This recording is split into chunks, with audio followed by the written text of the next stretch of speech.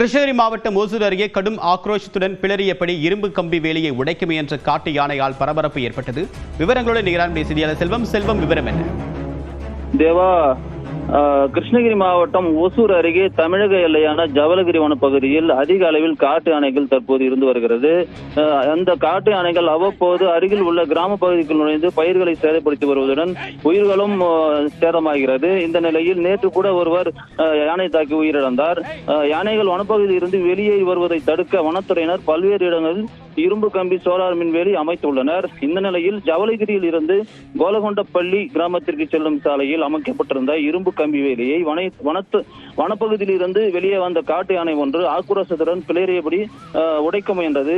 இதனை அறிந்த வனத்துறையினர் சப்தமிட்டு யானையை காட்டு பகுதிக்கு விரட்டினர். ஆனால் அந்த யானை அங்கும் இங்கும் சுற்றித் திரிந்து வனப்பகுதியிலிருந்து வெளியேறி வர துடித்தது. நீண்ட நேரம் போராடி காட்டு யானை இரும்பு கம்பியை வேலியை உடைக்க முடியாமல் வந்த வழியை திரும்பி சென்றது. அப்போது வனத்துறையினர் சப்தம் போட்டு பட்டாசு வெடித்து யானையை கட்டுப்படுத்தி வன பகுதிக்குள் விரட்டினர். தேவா, விரிவான தகவலுக்கு நன்றி செல்வம்.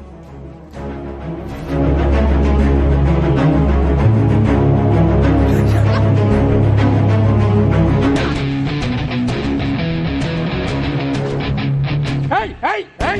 Oh, oh, oh, oh, hey, hey, hey, hey, hey, get it. Hey,